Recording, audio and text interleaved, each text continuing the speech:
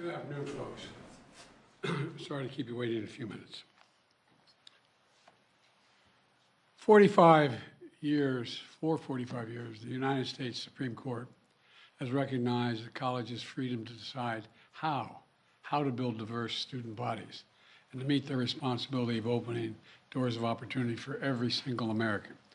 In case after case, including recently, just as a few years ago in 2016, the court has affirmed and reaffirmed this view, that colleges could use race not as a determinative factor for admission, but as one of the factors among many in deciding who to admit from a already qualified pool of applicants. Today, the court once again walked away from decades of precedent and as the dissent has made clear. The dissent states in today's decision, quote, rolls back decades of precedent and momentous progress, end of quote. I agree with that statement from the dissent.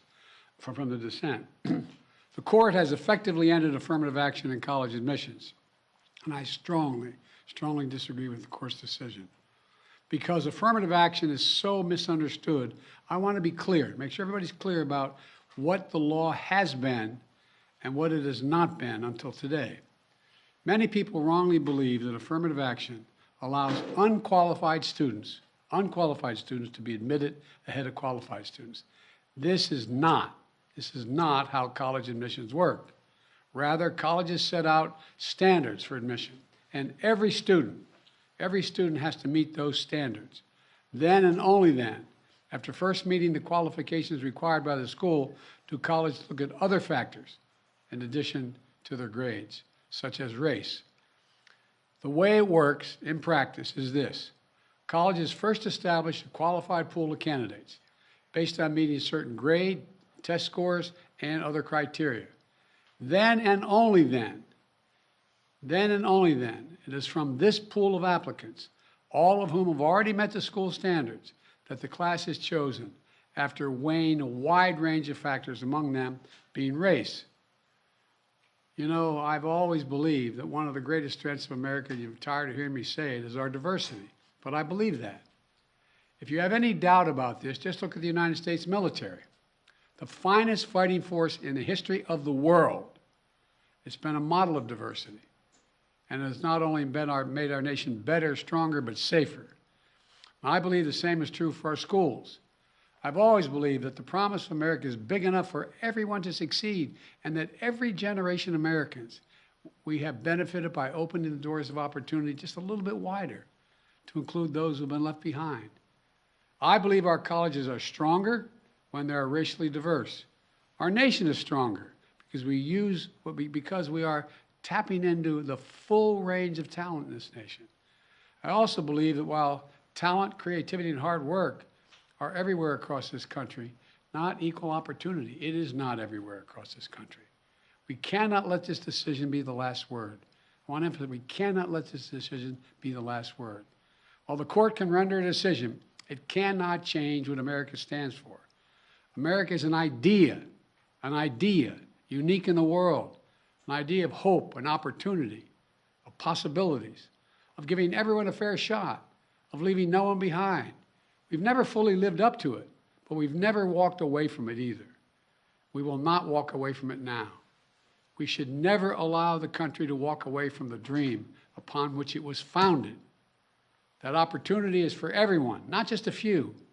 We need a new path forward, a path consistent with the law that protects diversity and expands opportunity. So today I want to offer some guidance to our nation's colleges as they review their admission systems after today's decision. Guidance that is consistent with today's decision. They should not abandon, let me say this again, they should not abandon their commitment to ensure student bodies of diverse backgrounds and experience that reflect all of America. What I propose for consideration is a new standard, where colleges take into account the adversity a student has overcome when selecting among qualified applicants.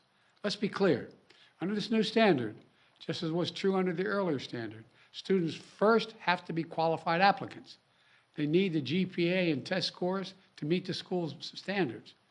Once that test is met, then adversity should be considered, including students' lack of financial means, because we know too few students of low-income families, whether in big cities or rural communities, are getting an opportunity to go to college.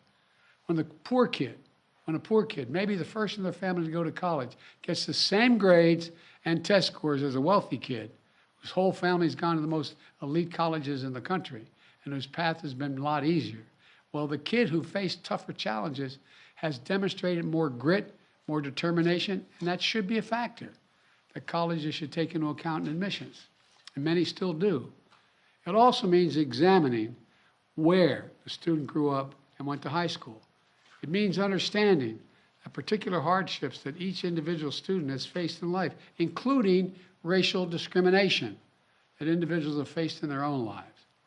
The court says, quote, "Nothing in this opinion should be construed as prohibiting universities from considering an application's discussion of how race has affected his or her life, but be it through discrimination or inspiration or otherwise," end of quote. Because the truth is, we all know it, discrimination still exists in America. Discrimination still exists in America. Discrimination still exists in America. Today's decision does not change that. It's a simple fact. If a student had to overcome adversity on their path to education, the college should recognize and value that. Our nation's colleges and universities should be engines of expanding opportunity through upward mobility. But today, too often, that's not the case. The statistics, one statistic, students from the top 1% of family incomes in America are 77 times more likely to get into elite college than one from the bottom 20% of family incomes. 77% greater opportunity. Today, for too many schools, the only people who benefit from the system are the wealthy and the well-connected. The odds have been stacked against working people for much too long. We need a higher education system that works for everyone, from Appalachia to Atlanta and to far beyond. We can and must do better, and we will. Today, I'm directing the Department of Education to analyze what practices help build a more inclusive and diverse student bodies and what practices hold that back. Practices like legacy admissions and other systems that expand privilege instead of opportunity. Colleges and universities should continue their commitment to support, retain, and graduate diverse students and classes. You know, and companies who are already realizing the value of diversity should not use this decision as an excuse to turn away from diversity either. We can't go backwards. You know, I know today's court decision is a severe disappointment to so many people, including me. But we cannot let the decision be a permanent setback for the country. We need to keep an open door of opportunities. We need to remember that diversity is our strength. We have to find a way forward. We need to remember that the promise of America is big enough for everyone to succeed. You know, that's the work of my administration, and I'm always going to fight for that. And I want to thank you all. And I know you've been told I have a helicopter out there waiting to go up to do an interview in New York. I'll be talking more about this, a live interview. But thank you very much, and we're going to have plenty of time to talk about this. But we're not going to let this break us. Thank you. President Biden, the Congressional Black Caucus said the Supreme Court has thrown into question its own legitimacy. Is this a rogue court? This is not a normal court. Should there be term limits for the justices, sir? Okay, thank you, everyone. We're going to move to the call room doors.